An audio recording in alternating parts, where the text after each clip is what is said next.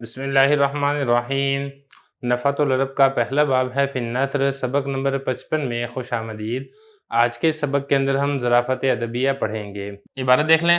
قال ابو عثمان بن بحر الجاحظ اخبرنی رجل من رؤساء التجار قال كان معنا في السفينة شيخ شرس الاخلاق طويل الاتراك وكان اذا ذكر له الشيعة غضب واربد وجهه وزوى من حاجبيه فقلت له يوما يرحمك الله ما الذي تكرهه من الشيعة فإني رأيتك إذا ذكروا غضبت وقبضت قال ما أكره منهم إلا هذه الشين في أول اسمهم فإني لم أجدها قط إلا في كل شر وشوم وشيطان وشغب وشقاء وشنار وشين وشوك وشكوى وشهوة وشتم وشح قال أبو عثمان فما ثبت لشيعي بعدها قائمة۔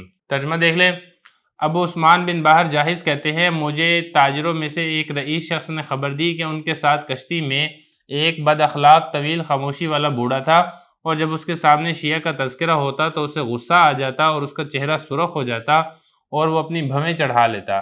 میں نے اسے ایک دن کہا اللہ آپ پر رحم کرے، شیعہ کی کیا بات آپ کو ناپسند ہے؟ میں نے آپ کو دیکھا ہے جب شیعہ کا تذکرہ ہوتا ہے آپ کو غصہ آ جاتا ہے اور آپ کی طبیعت منقبض ہو جاتی ہے۔ اس بوڑھے نے کہا مجھے ان کے نام کے شروع میں یہ شین ہی ناپسند ہے، میں نے شین کو نہیں پایا کبھی بھی مگر ہر برائی میں، نحوست میں، شیطان میں، فساد میں، بدبختی میں، آر میں، عیب میں، کانٹے میں، شکایت میں، شہوت میں، گالی گلوچ میں اور کنجوسی میں۔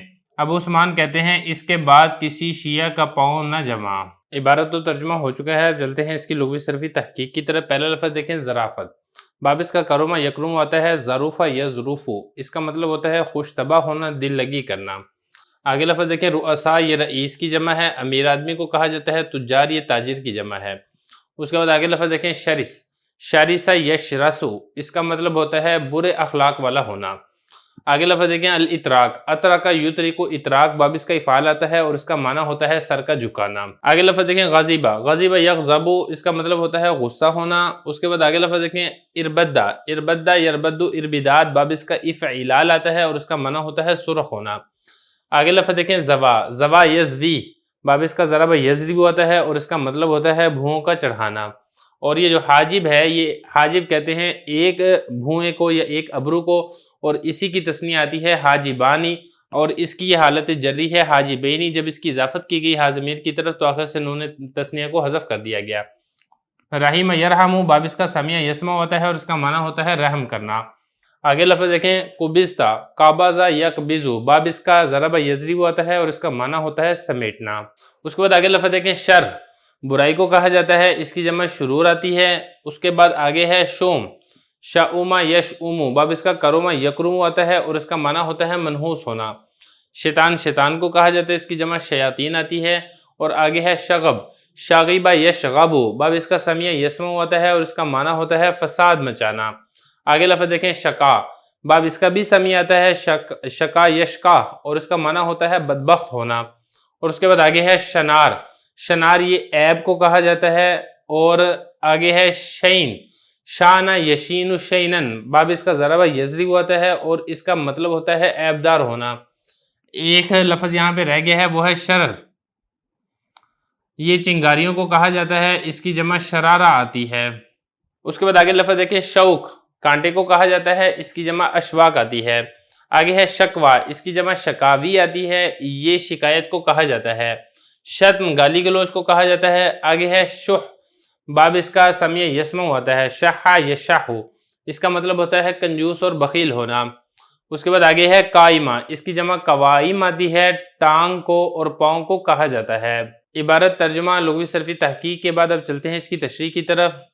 تو جاحظ نے ایک واقعہ ذکر کیا ہے کہ تاجروں میں سے ایک رئیس شخص نے ان کو ایک واقعہ سنایا کہ وہ کشتی میں ایک سفر کر رہے تھے، تو ان کے ساتھ ایک بد اخلاق بوڑھا تھا اور وہ لمبا سر کو جھکائے رکھتا تھا۔ سر کو جھکائے رکھتا کا مطلب یہ تھا کہ وہ خاموش رہتا تھا، زیادہ بات چیت نہیں کرتا تھا۔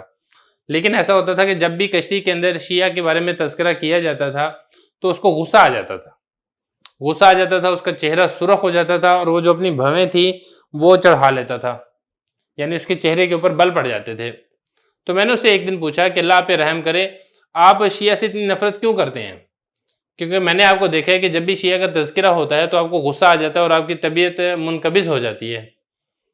تو پھر اس نے آگے یہ کہا کہ جو شیعہ سے مجھے نفرت ہے، اس نفرت کی وجہ یہ شین ہی ہے، اور پھر شین کی مناسبت سے اس نے کچھ ایسے الفاظ یہاں پر ذکر کیے ہیں جن کے اندر برائی والا معنی پایا جاتا ہے۔ تو یہی یہاں پر ظرافت ادبیہ ہے، ادبی ایک لطیفہ ہے، ادبی ایک عمدہ بات ہے۔ اب وہ الفاظ کون سے ہیں؟ وہ الفاظ دیکھیں، ان تمام الفاظ کے شروع میں شین آ رہا ہے، اور ان تمام الفاظ کا معنی اور ان کا جو باب ہے وہ میں آپ کو بتا چکا ہوں۔ تو ہر لفظ کے اندر ہی کوئی نہ کوئی برائی کا معنی پایا جاتا ہے۔